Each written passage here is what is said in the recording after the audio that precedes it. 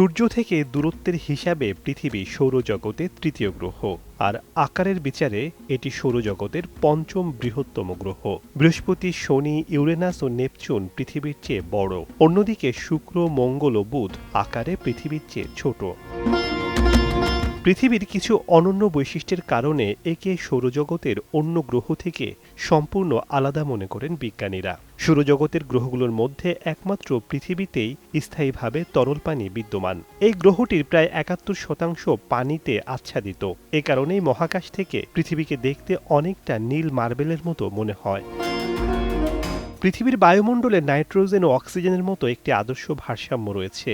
এই বায়ুমণ্ডল শুধু জীবজগতের শ্বাস প্রশ্বাসের জন্য প্রয়োজনীয় পরিবেশই নিশ্চিত করে না, বরং সূর্যের ক্ষতিকর অতি বেগুনি রশ্মি থেকেও সুরক্ষা দেয়। এছাড়া পৃথিবীর অভ্যন্তরে গলিত লোহা ও নিকেলের প্রবাহ থেকে সৃষ্ট শক্তিশালী চৌম্বক ক্ষেত্র একটি অদৃশ্য ঢালের মতো কাজ করে।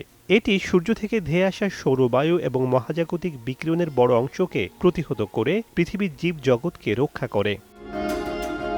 মহাবিশ্বে এখন পর্যন্ত আবিষ্কৃত কোটি কোটি গ্রহের মধ্যে পৃথিবী একমাত্র গ্রহ যেখানে প্রাণের অস্তিত্ব নিশ্চিতভাবে জানা গেছে। এখানেই বাস করে প্রায় ৮০০ কোটি মানুষ।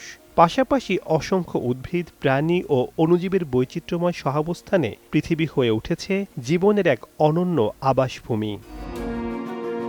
শেখ সাদি মার্জান, সময় সংবাদ।